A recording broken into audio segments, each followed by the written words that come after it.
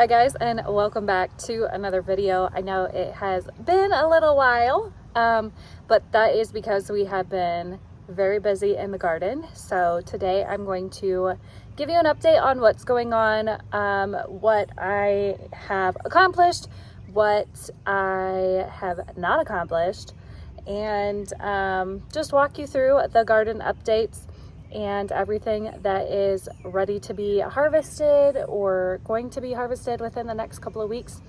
Super busy time for us here in North Carolina. The weather is beautiful, as you can see, and we have, last week we got a ton of rain, and then this week we are getting pretty much 90-degree weather. So please keep that in mind, that I am one person and my garden looks pretty chaotic with weeds.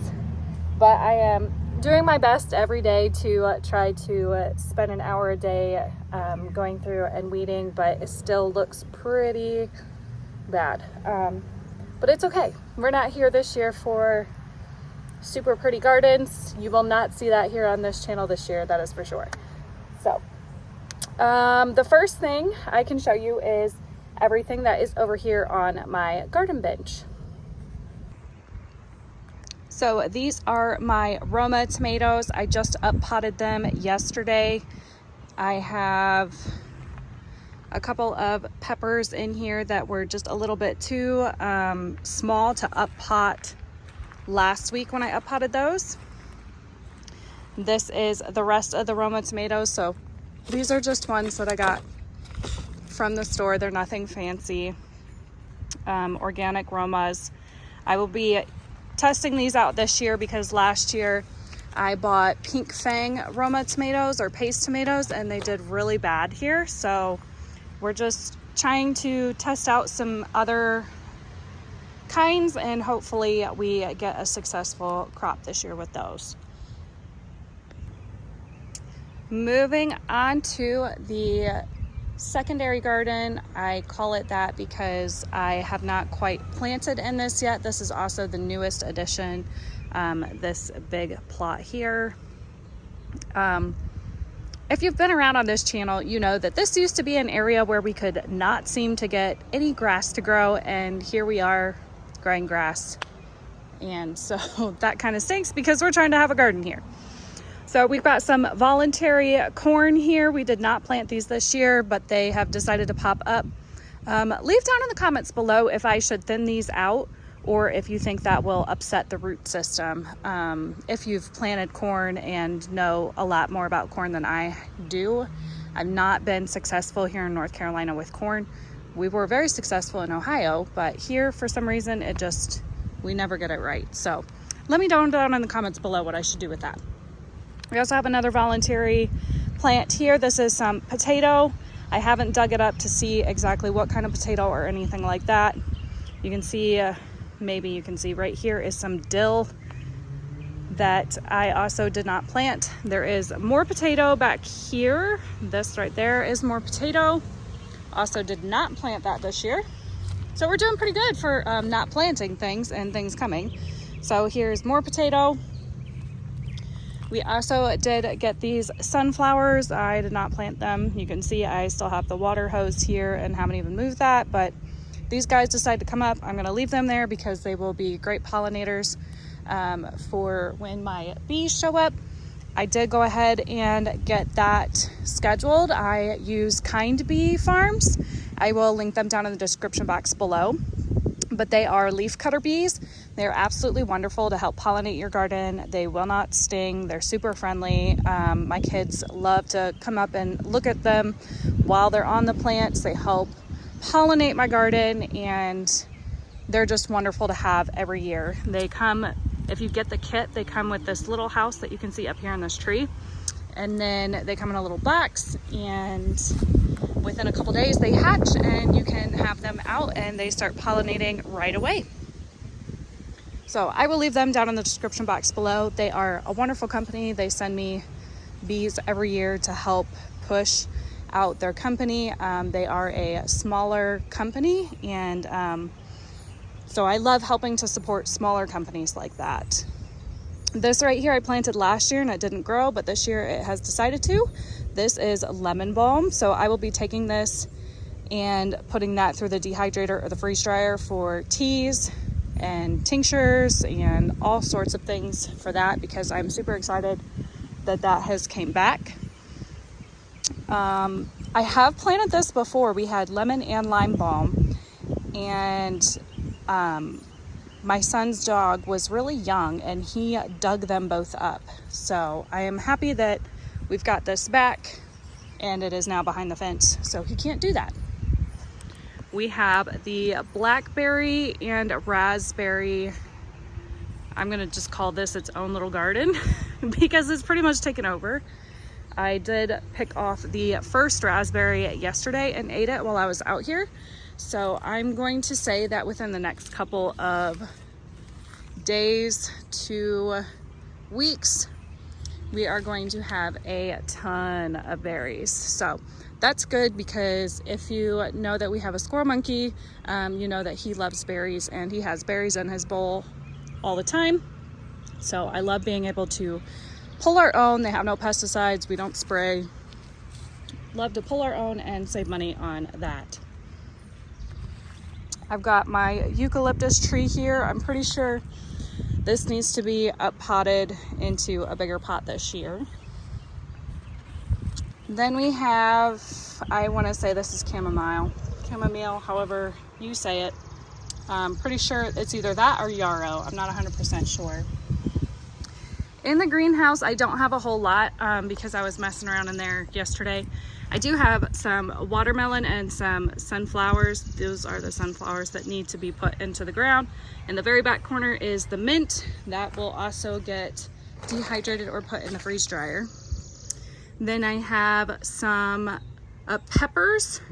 So we've got our pepperoncinis that are a part of the Survival Seed 24 collaboration. Those are over there. I've got 3 cabbages over there.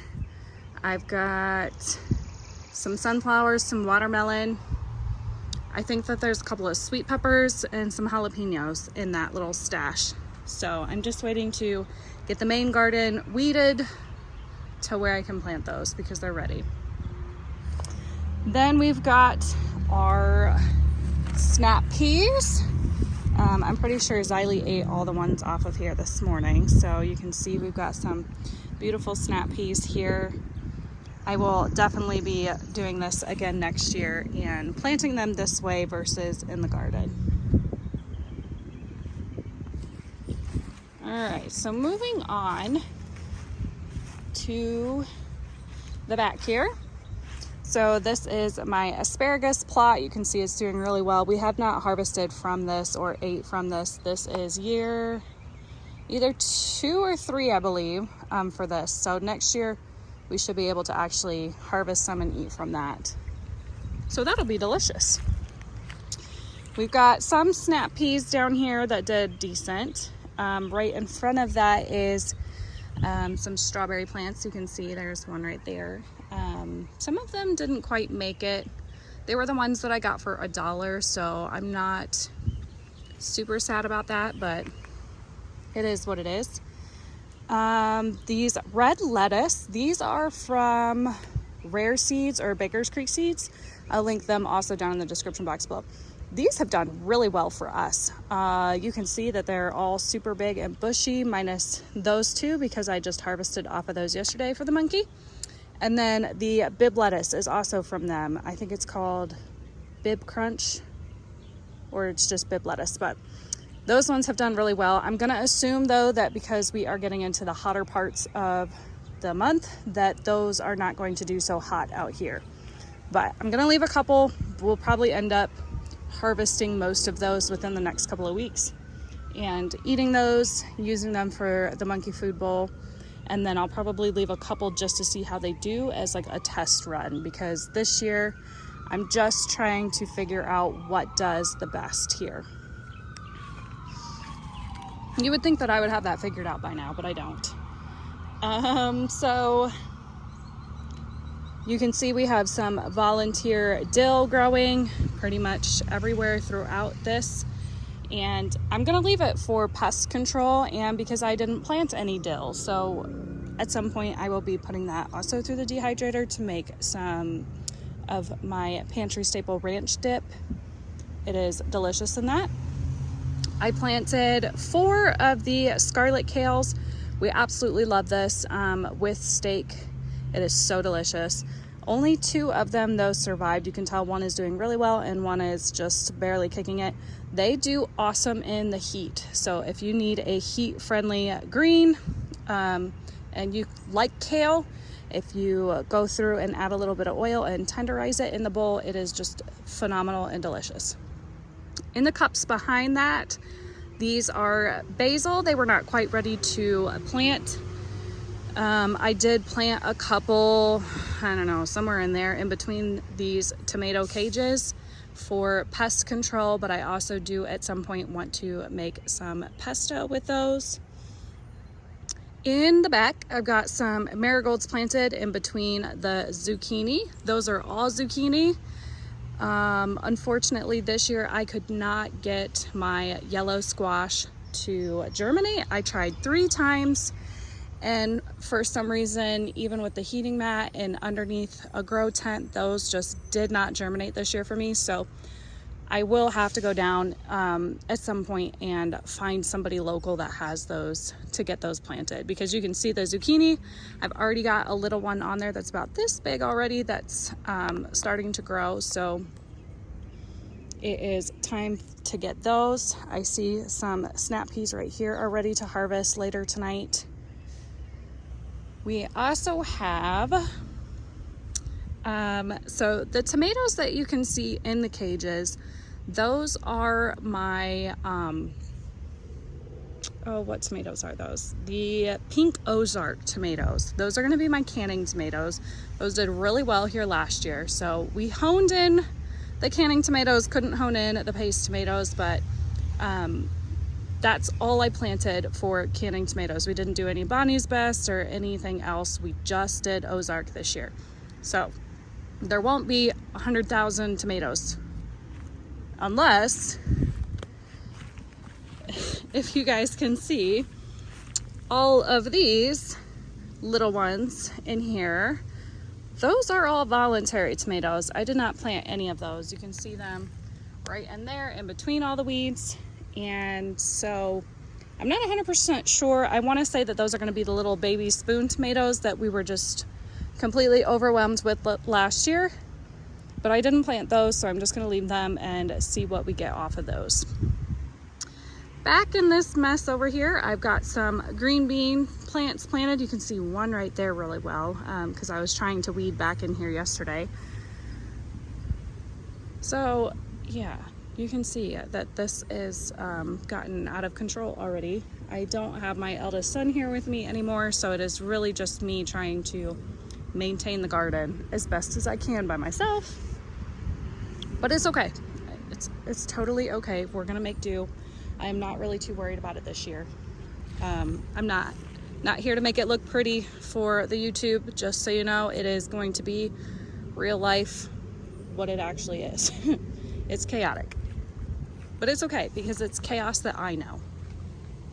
Over here, I got some seeds from Walmart that were 50 cents, and I grabbed pinto and black beans. None of the black beans sprouted, but the pintos did really well. So I've got probably 30 pinto bean plants that sprouted, and I was starting to put them along the fence as well, but I was having to weed as I was planting. So I ran out of time last night, and that's what those cups are. So we got some pinto beans planted. Never done those before in my life. So I'm curious to see how those turn out. We've got a ton of wild mint here. At some point I will probably go through and pull a lot of that up and throw it through the dehydrator, or try to press it to make some sort of tincture with it. We have rhubarb. I'm going to get Luke out here today to hopefully harvest this for us. And then if you guys have ever had rhubarb before, you know that the leaves are poisonous, but I have a friend who, her dad has bees, and they read online somewhere that the leaves will become a deterrent for some sort of pest that the bees get. And so they want to try that out. So once we harvest that, those leaves will not be composted like we normally do. We're actually going to just give them to her family, and I mean, it doesn't cost us any money, so, and it helps them out and helps them to learn too some alternative ways of pest control with their bees. So I don't know if that works, but if you have bees and you've tried it, let me know down in the comments below, because I'm curious too. Then Luke has his fig.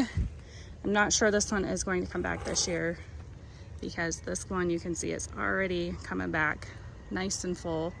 And then we have the olive tree, which hopefully produces some olives this year, because I love olives.